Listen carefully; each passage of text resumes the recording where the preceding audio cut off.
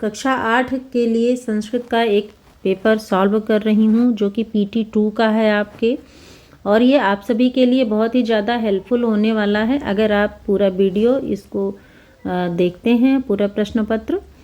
तो ये केंद्रीय विद्यालय का पेपर है, लेकिन प्यारे बच्चों आप किसी भी विद्यालय में पढ़ रहे हो, अगर NCERT पढ़ रहे हैं आप तो रुचिरा भाग 3 पढ़ रहे हैं तो आप सभी के लिए ये पेपर बहुत ही ज़्यादा इम्पॉर्टेंट है। मैं एक बात बताना चाहती हूँ कि आपका कोई भी मॉडल पेपर या प्रैक्टिस पेपर पूरा आपके पेपर में सेम नहीं आता है, लेकिन अगर आप इस वीडियो को देखेंगे तो ये पिछले साल का एक विद्यालय का क्वेश्चन पेपर है, आपको ये बहुत ही ज़्यादा हेल्पफुल करेगा और 4-6 नंबर का हो सकता है आपका सेम ऐसे ही आ भी जाए। तो चलिए शुरू करते हैं अपना ये प्रश्न पत्र। देखिए, पूरा द्वितीय सामयिक मूल्यांकन PT 2 को कहते हैं, संस्कृत में मूल्यांकनम हो जाएगा संस्कृत में। तो देखिए यहाँ पे डिटेल क्या है। छात्रस्य नाम पहले भी मैंने बताया हुआ है कि छात्रस्य का नाम मतलब है कि छात्र का नाम, और अनुक्रमांक है, रोल नंबर है, कक्षा विभाग का मतलब सेक्शन होता है, दिनांक डेट डालनी है, और आपके ड्यूटी जिस टीचर की लगी होती है आपको पेपर देते समय वो निरीक्षक का हस्ताक्षर और परीक्षक जो आपकी कॉपी चेक करता है। तो कक्षा 8वीं का ये पेपर है, अर्थात क्लास 8 का है। समयावधि है सार्धैक हो रहा। सार्धैक का अर्थ है सार्ध धन एक, मतलब आधा और एक, तो आधा और एक का क्या हो गया 1.5 घंटा। हो रहा का मतलब होता है घंटा, तो 1.5 घंटे का पेपर है। विषय संस्कृतम, विषय आपका संस्कृत है। पूर्णांक है 40 नंबर का आपका। और देखिए क्या क्या कुछ दिशा निर्देश दिया हुआ है। सर्वे प्रश्नाः अनिवार्याः सन्ति, सभी प्रश्न अनिवार्य हैं। अस्मिन् प्रश्न पत्रे अर्थात इस प्रश्न पत्र में 4 खंडाः सन्ति, 4 खंड हैं। सुंदरम सक्षम च लेखनीयम, सुंदर और स्वच्छ आपको लिखना चाहिए। तो खंड का आता है सबसे पहले अपठित अवबोधनम। क्लास 8 के बच्चे अपठित अवबोधन जानते ही हैं कि जो आपकी पुस्तक से नहीं है, बाहर से पैराग्राफ आया रहता है, उसकी बात हो रही है यहाँ पे। अधोलिखितम अनुच्छेदम पठित्वा प्रश्न नाम उत्तराणि लिखत। 5 अंक का है ये प्रश्न 1 आपका।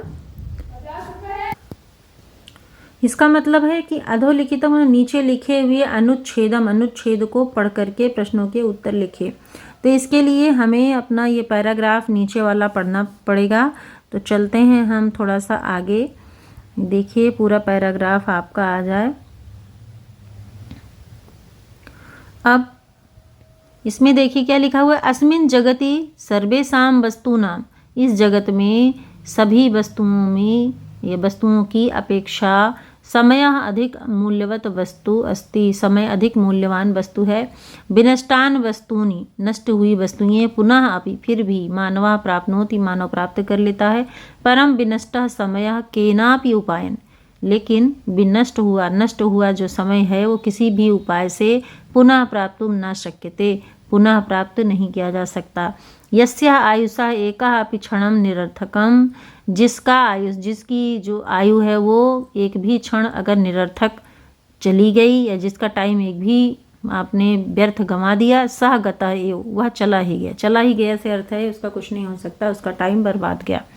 अतः तथा प्रयतितव्यम, इसलिए इस प्रकार का प्रयत्न करना चाहिए कि यथा एकस्य क्षणस्य, जिससे कि एक भी क्षण अपि दुरुपयोगः न स्यात्, एक भी आपका समय दुरुपयोग ना हो, थोड़ा सा भी टाइम आपका खराब ना हो।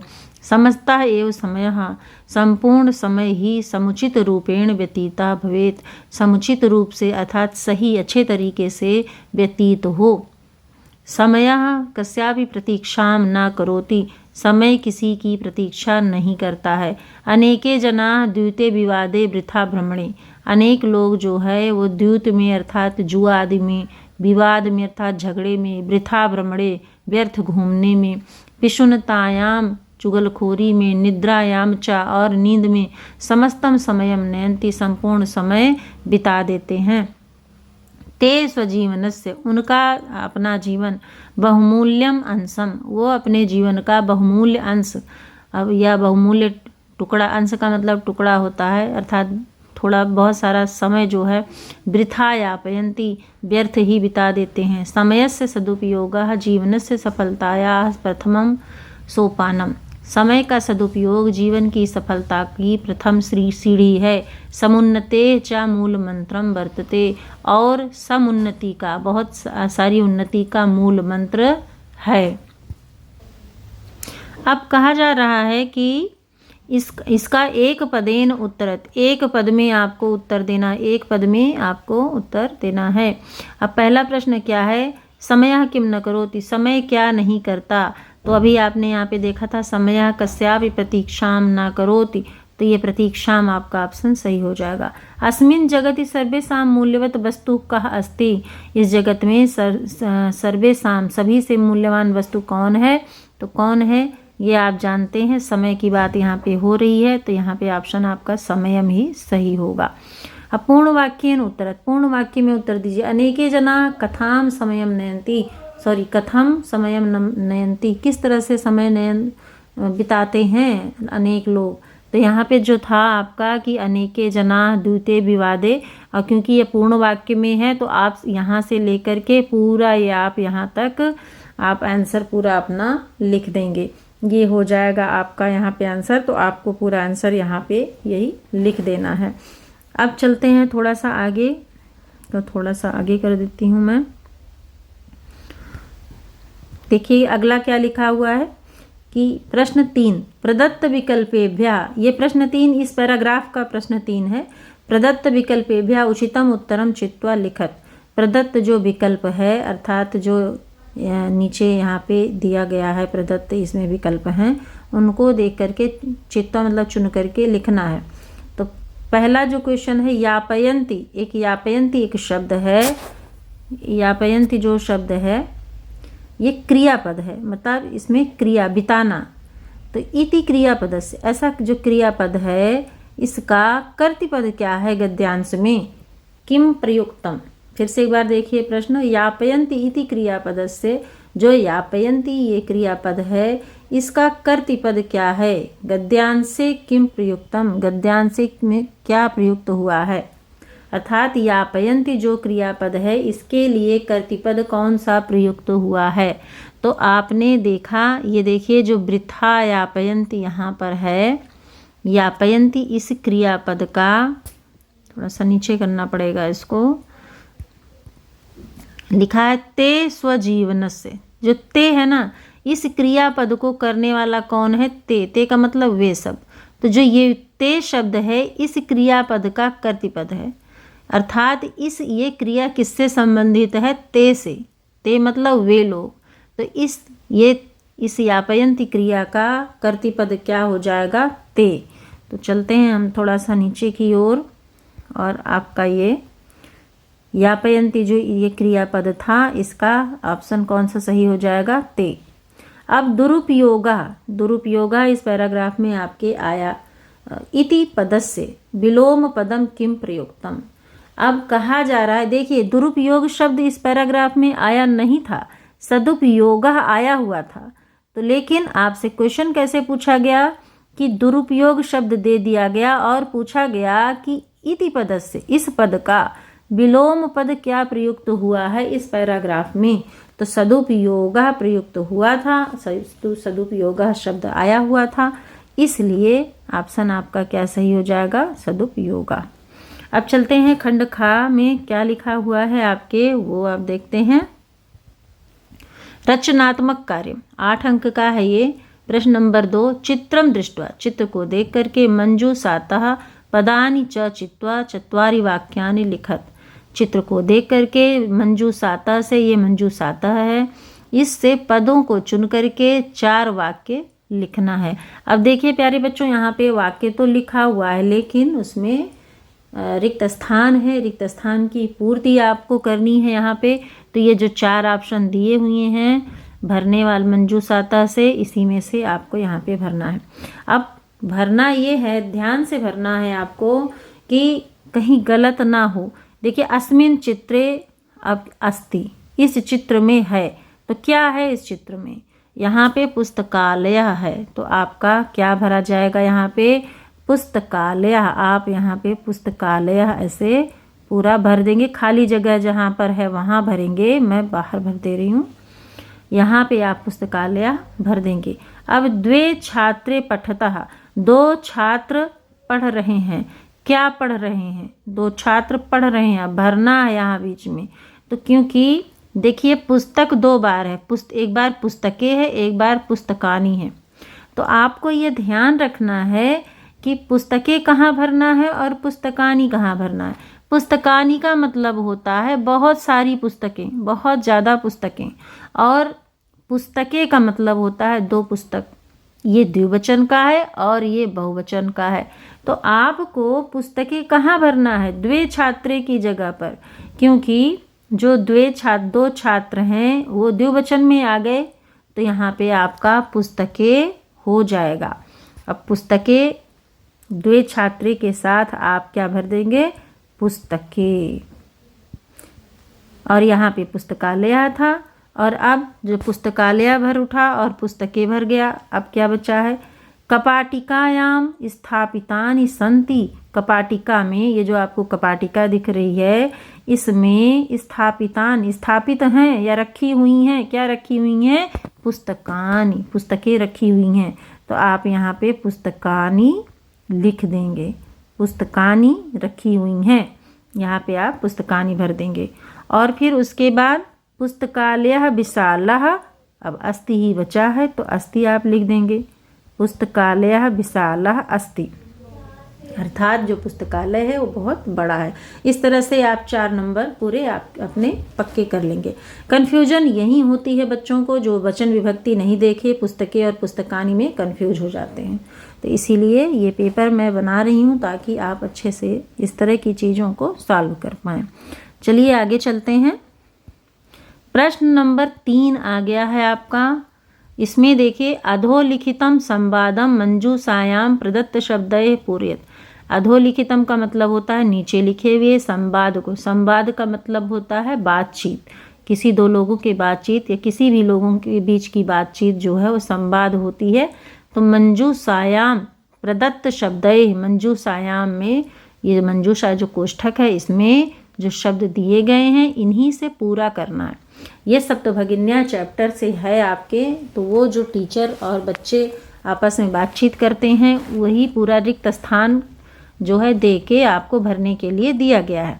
अब जब अध्यापिका उसमें प्रवेश करती है तो बोलती है सुप्रभातम, तो सभी छात्र क्या बोलते हैं, सुप्रभातम सुप्रभातम, है ना। तो सुप्रभातम, एक सुप्रभातम दिया हुआ है, दूसरा आप सुप्रभातम यहाँ पे भर दीजिए। अब अगला अध्यापिका कहती है भवतु अद्य किम पठनीयम, आप आज क्या पढ़ेंगे या क्या पढ़ना चाहते हैं, तो इस तरह पूछती है। तो छात्रा क्या बोलती है, वयम सर्वे स्वदेशस्य राज्यानाम, यहाँ पे राज्यानाम आप भर दीजिए, विषय ज्ञातुम इच्छामः, विषय में जानना चाहते हैं। अध्यापिका बोलती है शोभनम वदत, बोलो, अस्माकं देशे कति राज्यानि सन्ति, हमारे देश में कितने राज्य हैं।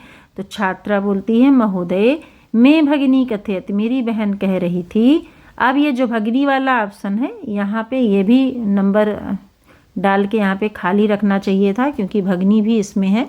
तो भगिनी अगर नहीं होता तो आप भगिनी भी यहाँ पे भर देते, यहाँ थोड़ा सा प्रिंटिंग मिस्टेक हो गया है। मेरी भगिनी कथयति यत अस्माकं देशे, कि हमारे देश में क्या है, अष्टविंशति ही, यहाँ पे आप अष्टविंशति राज्यानि सन्ति, यहाँ पे आप अष्टविंशति भर देंगे। एतत् अतिरिक्त, इसके अतिरिक्त अब क्या है, अष्ट केंद्र शासित प्रदेशा, तो ये केंद्र शासित प्रदेशाः अपि सन्ति, यहाँ पे ये भर जाएगा। अब इस तरह से पेपर आपके आ सकते हैं, तो ये आप अच्छे से इसको पढ़ लीजिए। खंड गा में देखिए, फिर अगला चलते हैं, थोड़ा सा इसको ऊपर कर देते हैं। खंड गा आ गया है आपका, अनुप्रयुक्त व्याकरणम, ये आपकी पुस्तक से हैं, व्याकरण का पाठ है, 12 अंक का है ये। तो देखिए क्या लिखा हुआ है प्रश्न नंबर 4 में, अधोलिखित पदेषु संधि विच्छेदम पूरयत, नीचे लिखे हुए पदों में संधि विच्छेद को पूरा करना है। अब ग्रीष्म ऋतौ है, तो ऋतौ लिखा हुआ है, इसमें क्या बचा है, ग्रीष्म, तो आप ग्रीष्म शब्द को आप लिख दीजिए, ग्रीष्म। ये हो गया ग्रीष्म प्लस ऋतौ, बन गया ग्रीष्म ऋतौ। बहिरागत्य में बहि धन आगत्य है, दोनों मिलकर के ये जो विसर्ग है इसका और आ मिलकर के ये बहिरागत्य हो जाते हैं। तो आगत्य है ये, आगत्य आप लिख देंगे आ और यहाँ पे बही। अब कांचित में क्या है, काम धन चित है, तो काम आप लिख देंगे और चित तो लिखा ही हुआ है। तद्वनम में तत् धन वनम होता है, तत् धन वनम होता है, तो तद्वनम ये संधि के बाद बन गया है। इस तरह से अब देखिए प्रश्न नंबर 5, अधोलिखिता नाम वाक्या नाम लकार परिवर्तनम करो। लकार परिवर्तन करना है। इसमें लिखा क्या है, सा अध्यापने संलग्ना भवती, वह अध्यापन में संलग्न होती है या संलग्न है, ऐसा इसका अर्थ होता है। अब बनाना किस में है, लंग लकार में बनाना है। लंग लकार प्यारे बच्चों होता है पास्ट टेंस, जैसे कि क्रिया जो कि हो चुकी है उसके बारे में होता है लंग लकार, और ये है क्या, वर्तमान काल की क्रिया है। तो आपको लंग लकार क्या होता है, अभवत। अभवत मतलब अगर हम कहें कि भवति की जगह क्या हो जाएगा, अभवत हो जाएगा। सा अध्यापने संलग्ना अभवत, वह अध्यापन के कार्य में संलग्न थी या संलग्न हुई, ऐसा अर्थ हो जाएगा इसका अभवत का। संलग्न हुई मतलब वो हो चुकी है क्रिया। तो यहाँ पे लट लकार था और इसको किस में बदलना था, लंग लकार में। तो ये ऑप्शन आपका हो जाएगा अभवत। अब कह रहा है वयम प्रतिदिनम पाठम पठिष्यामः, हम प्रतिदिन पाठ पढ़ेंगे, और ये है बहुवचन में, और ये किसकी क्रिया, लिट लकार की है, भविष्य काल की क्रिया है। हम प्रतिदिन पाठ पढ़ेंगे, जबकि बनाना किस में है, लट लकार में बनाना है, अर्थात आपको वर्तमान काल में बनाना है कि हम प्रतिदिन पाठ पढ़ते हैं। तो पठिष्यामः की जगह पर क्या हो जाएगा, पठामः, क्योंकि ये भी बहुवचन की क्रिया है, तो ये लट लकार की बहुवचन की क्रिया हो जाएगी उत्तम पुरुष की।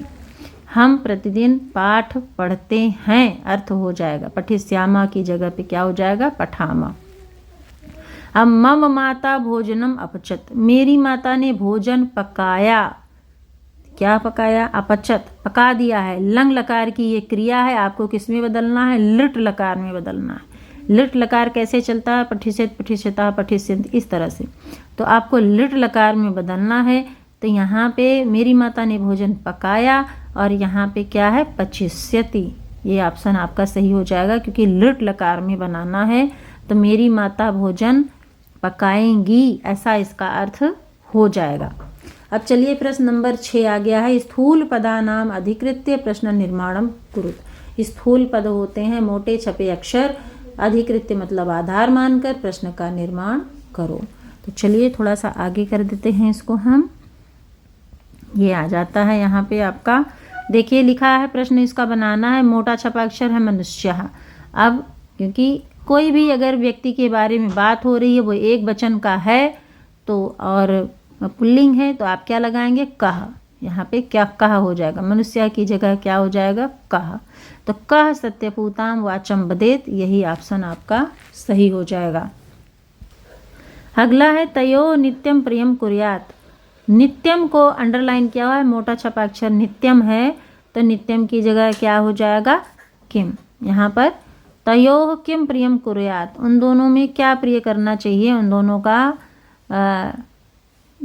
नित्यम दोनों का प्रिय करना,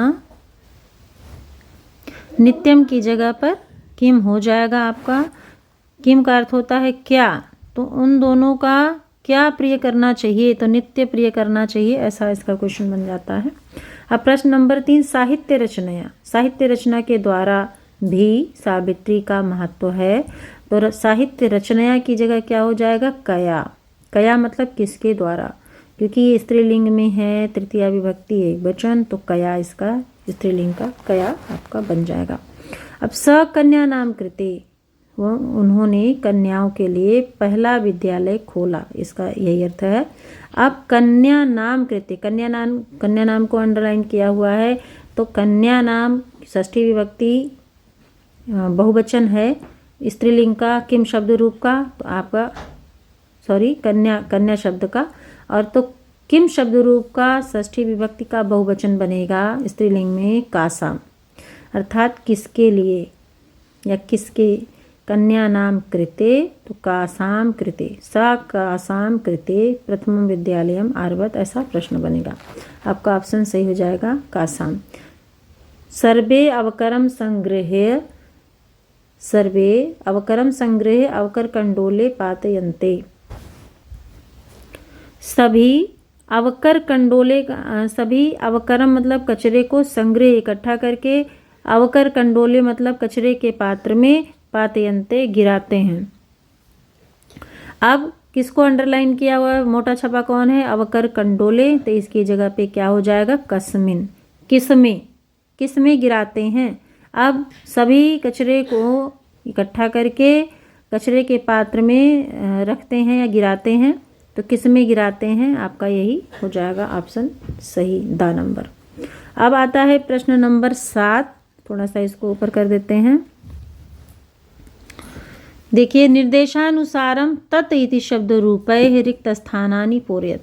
निर्देश के अनुसार जो तत् शब्द रूप है, तत् का मतलब होता है वह, जो आप वह, वे दोनों, वे सब ऐसा रूप बनाते हैं, वो होता है तत् शब्द रूप।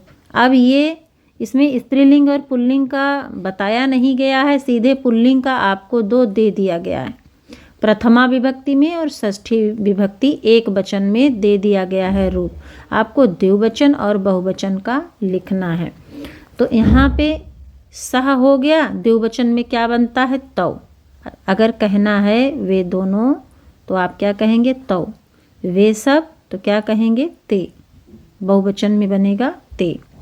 और तस्य मतलब होता है षष्ठी विभक्ति में उसका, तो उन दोनों का कहने के लिए तयोः, द्विवचन में तयोः और तेसाम बनता है, तेसाम। इस तरह से ये आप 4 शब्द भर देंगे तो आपको 2 नंबर का पक्का हो जाएगा। तो तत् शब्द रूप भी इम्पॉर्टेंट होता है। आप उस युष्मद और अस्मद का रूप जरूर याद करिए, तत्शब्द रूप जरूर याद करिए, स्पेशली जो 8 क्लास में बच्चे हैं उनको ये सब जरूर आना ही चाहिए। तो खंड घा में अब देखिए पठित अवबोधनम। अब आपकी पुस्तक से रिलेटेड पैराग्राफ और जो है प्रश्न उत्तर यहाँ पर होंगे।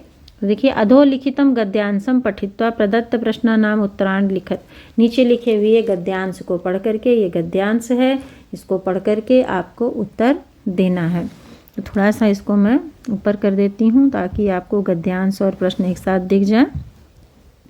अब देखिए, 1948 तमे ख्रीष्टाब्दे पुणे नगरे सावित्री ज्योतिबा महोदयेन सह कन्यानां कृते प्रदेशस्य प्रथमं विद्यालयम् आरभत। 1948 तमे मतलब 1948वीं ईस्वी में पुणे नगर में सावित्री ने ज्योतिबा महोदयेन सह, ज्योतिबा महोदय के साथ कन्याओं के लिए प्रदेश का पहला विद्यालय खोला या आरंभ किया। अब तदानीम सा, उस समय वह, ईसा किसके लिए है, सावित्री के लिए। उस समय वह केवल 17 वर्षीय आसीत, 17 वर्ष की थी। अब फिर क्या हुआ, 1851 तमे उन्होंने 48 में एक विद्यालय खोला था। फिर 1851वें वर्ष में ईस्वी में उन्होंने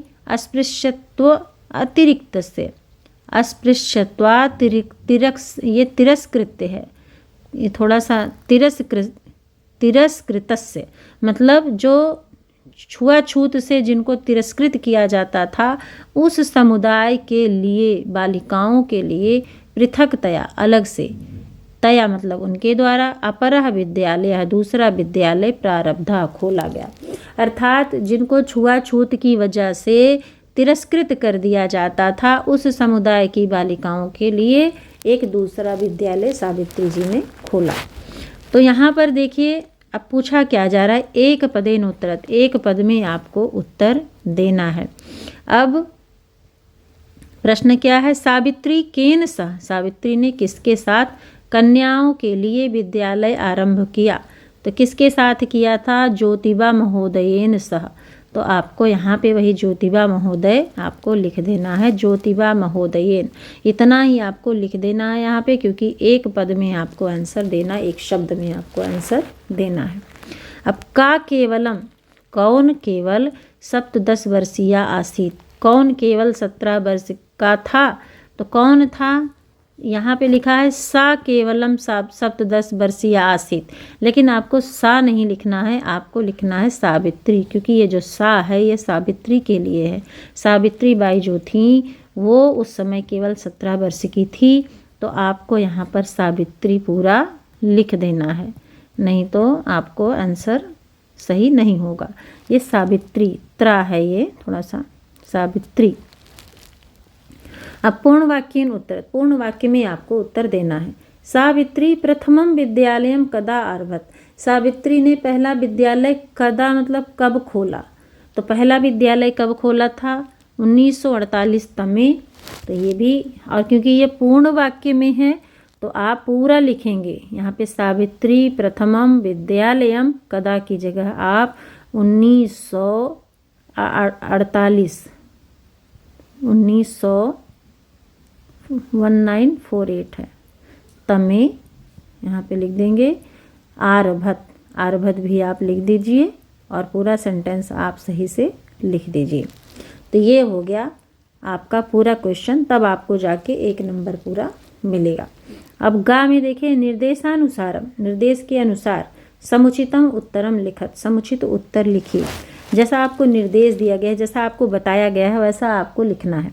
अब निर्देश क्या दिया गया है, सहयोगेन का विभक्ति भवति, सह के योग में ये जो सह शब्द है इसके योग में, अर्थात इसके साथ कोई शब्द लगता है तो उसमें कौन सी विभक्ति होती है।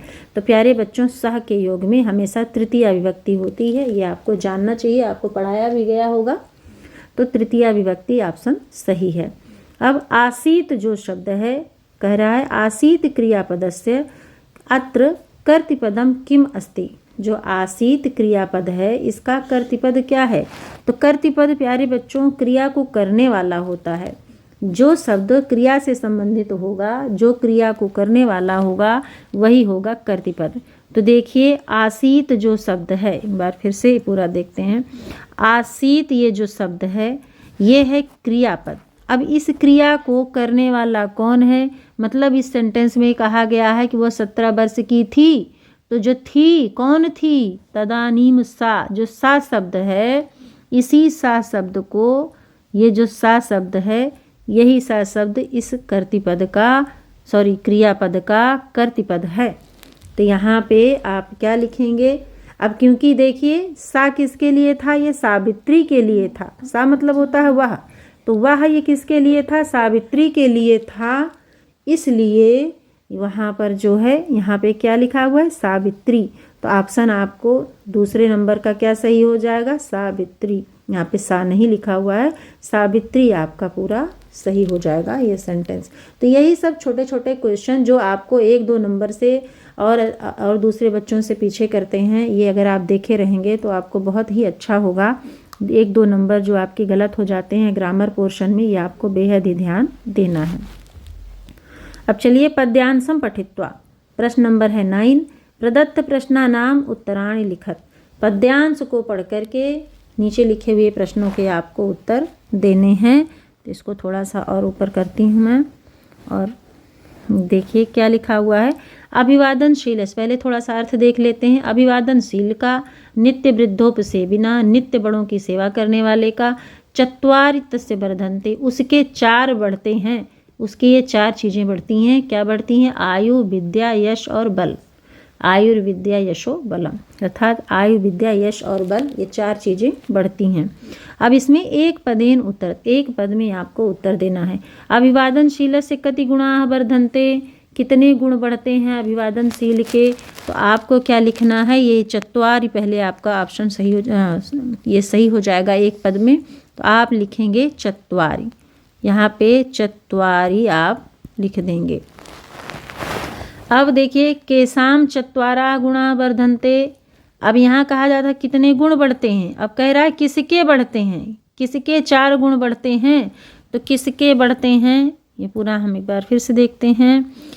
केसाम चत्वारः गुणा वर्धन्ते, तो यहाँ पे केसाम की जगह क्या हो जाएगा, अभिवादनशीलस्य और नित्यम वृद्धोपसेविनः।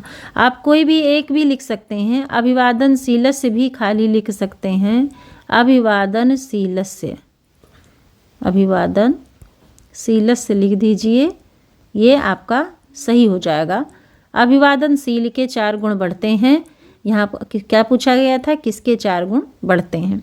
तो अगर आप अभिवादनशील से लिख रहे हैं या नित्यम वृद्धोपसेविनः लिख रहे हैं तो दोनों सही है, या दोनों भी लिख सकते हैं। तो अब पूर्ण वाक्य में उत्तर देना है आपको। अभिवादनशीलस्य वृद्धोपसेविनः च के गुणाः वर्धन्ते, कौन कौन से गुण बढ़ते हैं। अभिवादनशील का और जो बड़ों की सेवा करता है उसका कौन कौन से गुण बढ़ते हैं। तो आपको ये पूरा लिखना है कि पूर्ण वाक्य में आपको उत्तर देना है। तो पहले तो आप जो है ये लिखेंगे अभिवादनशील से, यहाँ लिखेंगे वृद्धोपसेविनः लिखेंगे, फिर लिखेंगे च, फिर लिखेंगे आयुर्विद्या यशो बलम, आयुर्विद्या ये पूरा लिखेंगे, आयुर्विद्या यशो बलम गुणाः वर्धन्ते, यशो बलम भी लिख देंगे, यशो बलम, फिर गुणाः वर्धन्ते, ये पूरा सेंटेंस लिखेंगे, ये वाला पूरा सेंटेंस लिख के गुणाः वर्धन्ते लिख के फिर पूर्ण विराम आप लगा देंगे, आपका पूरा सेंटेंस सही बन जाएगा। अब प्रश्न नंबर ग है, निर्देशानुसारम समुचितम उत्तरम लिखत, निर्देश के अनुसार समुचित उत्तर लिखना है। अब निर्देश क्या दिया गया है कि वृद्धोपसेविनः इत्यत्र का विभक्ति, जो वृद्धोपसेविनः शब्द है, इत्यत्र का मतलब होता है इसमें यहाँ क्या विभक्ति है। तो वृद्धोपसेविनः भी पूछा जा सकता है, अभिवादनशीलस्य भी पूछा जा सकता है कि अभिवादनशीलस्य इत्यत्र का विभक्ति। तो इन दोनों में ही आपको क्या है, षष्ठी विभक्ति है, क्योंकि जहाँ भी का के की चिन्ह होता है वो हमेशा षष्ठी विभक्ति होता है। तो अभिवादनशील का अर्थात तो यहाँ पे क्या हो गया, षष्ठी विभक्ति, वृद्धोपसेविनः वृद्धोपसेवी का, तो क्या हो गया यहाँ पे षष्ठी विभक्ति आपका बन जाएगा। तो आप क्या लिख देंगे, षष्ठी विभक्ति। अब दूसरे प्रश्न में पूछा जा रहा है कि तेषाम इत्यस्य एक वचनांत रूपम अत्र किम अस्ति, जो तेषाम ये शब्द है इसमें इसका एक वचनांत रूप क्या होगा यहाँ पर। तो अभी आपने षष्ठी विभक्ति में तत् शब्द रूप का देखा था, तस्य तयोः तेषाम, तेषाम बहुवचन होता है और तस्य होता है एक वचन अर्थात उसका। यहाँ पे क्या हो जाएगा, तस्य, तेषाम शब्द का एक वचनांत रूप क्या होगा, तस्य। अब अगला प्रश्न पूछा जा रहा है आपसे, प्रश्न नंबर 10 में कि भिन्न प्रकृति पदम चिनुत, भिन्न प्रकृति का मतलब है जो सबसे अलग है, उसको आपको चुनना है। अब देखिए नंबर 1 में है गच्छति पठति धावति आहसत और क्रीडति। तो आपको देखना है कि सबसे अलग आपको देखिए ये सभी क्या हैं, लट लकार प्रथम पुरुष एक वचन के रूप हैं। गच्छति मतलब जाता है, पढ़ता है, दौड़ता है, खेलता है, ये सभी लट लकार के प्रथम पुरुष एक वचन रूप हैं। जबकि जो आहसत है, आहसत ये सबसे अलग है। आहसत मतलब होता है हंसा, मतलब क्रिया पास्ट टेंस की है, हो चुकी है, लंग लकार की क्रिया। ये सभी लट लकार के हैं, ये क्या है, लंग लकार की क्रिया है, इसलिए ये सबसे ज़्यादा अलग है। तो आप यहाँ पे आहसत लिख देंगे। अब देखिए छात्र, सेवकः, शिक्षकः, लेखिका और क्रीडकः। ये छात्र, सेवका, शिक्षका और क्रीडका सभी पुल्लिंग हैं, एक वचन में हैं। जबकि जो लेखिका है ये सबसे ज़्यादा अलग है क्योंकि ये स्त्रीलिंग शब्द है, तो यहाँ पे आप लेखिका लिख देंगे। अब पत्रम, मित्रम, पुष्पम और नक्षत्रम, ये 4 चीज़ें नपुंसक लिंग हैं, इसलिए ये एक जैसी हैं। लेकिन जो आम्रह शब्द है ये पुल्लिंग शब्द है, इसलिए ये सबसे ज़्यादा अलग है। तो आप इसको यहाँ, ये आम्रह सबसे अलग है, आम्रह आप यहाँ पर लिख देंगे। कभी कभी बच्चों को लगता है कन्फ्यूजन जहाँ होती है मित्रम में कि बाकी सभी निर्जीव हैं, मित्र जो है वो सजीव है, इस तरह से भी लगा देते हैं।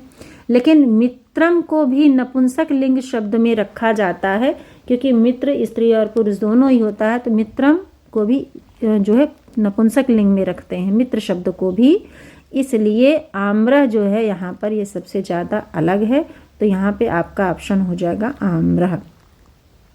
अब देखिए पृथ्वी, वसुंधरा, धरित्री और वसुधा, ये सभी क्या हैं? धरती के ही रूप हैं। धरती, इनका अर्थ शब्द पृथ्वी ही होता है सभी का, लेकिन यानम जो शब्द है ये सबसे ज़्यादा अलग है, इसलिए यान का मतलब होता है हवाई जहाज़ या कोई किसी भी गाड़ी के साथ यान लगाते हैं। तो इस तरह से आपका यान यहाँ पर हो जाएगा सबसे ज़्यादा अलग। तो चलते हैं अगले वाले प्रश्न की तरफ। प्रश्न नंबर 11 जो आपका है विशेष और विशेषण बताना है। यहाँ पे आपको विशेष विशेषण विशेषणा नाम उचितम मिलनम कुरुत, तो उचित मिलाना है आपको। तो यहाँ जगह खाली है, आप यहाँ पे लिख देंगे। अब क्या है, अयम के साथ ये प्रदेशा यहाँ पे हो जाएगा। मैं लिख नहीं रही हूँ, आपको बता दे रही हूँ। प्रदेशा यहाँ पे हो जाएगा। संस्कृत विशिष्टायाम यहाँ हो जाएगा भारत भूमो। संस्कृत विशिष्टायाम की जगह पे आप भारत भूमो लिख दीजिए। महत्वाधायिनी संस्कृति ही होता है, तो महत्वाधायिनी की जगह पे आप यहाँ पे संस्कृति ही लिख दीजिए, ये संस्कृति ही हो गया। और प्राचीने इतिहासे, प्राचीने इतिहासे, तो आप इतिहासे को यहाँ पे लिख दीजिए। एकः, एकः की जगह पर क्या हो जाएगा? समवायः, एकः समवायः, एक समूह, तो यहाँ पे समवायः आप लिख देंगे।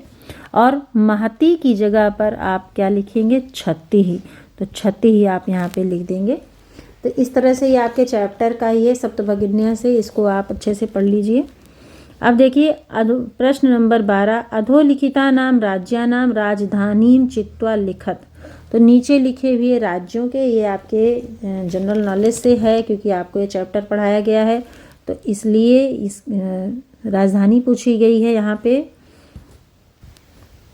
तो ये देखिए मैंने यहाँ पे आपका लिख दिया है असम दिसपुर, ये दिसपुर हो गया। नागालैंड हो गया आपका कोहिमा, और मणिपुर हो गया आपका इम्फाल, और मेघालय शिलोंग। तो इस तरह से आप राज्यों की राजधानियाँ भी आपसे पूछी जा सकती हैं। चलते हैं अब प्रश्न नंबर 13। अब कह रहा है कि मंजूषाता अव्यय पदानि चित्वा रिक्त स्थानानि पूरयत। जो मंजूषाता है, ये मंजूषाता, यहाँ से आपको अव्यय पद चुनना है और रिक्त स्थान की पूर्ति करनी है। तो देखिए यहाँ पे क्या है, तयोः, अब क्या था? नित्यम प्रियम कुर्यात्, तो ये नित्यम आप यहाँ पर भर देंगे, नित्यम, और ये हो जाएगा। ये सभी क्या हैं? अव्यय, किसी लिंग वचन विभक्ति में जो कभी बदलते नहीं हैं उनको कहते हैं अव्यय। तो यहाँ पे नित्यम अव्यय भर देंगे। अब यथा राजा तथा प्रजा, तो ये यथा वाला यहाँ पे भर देंगे।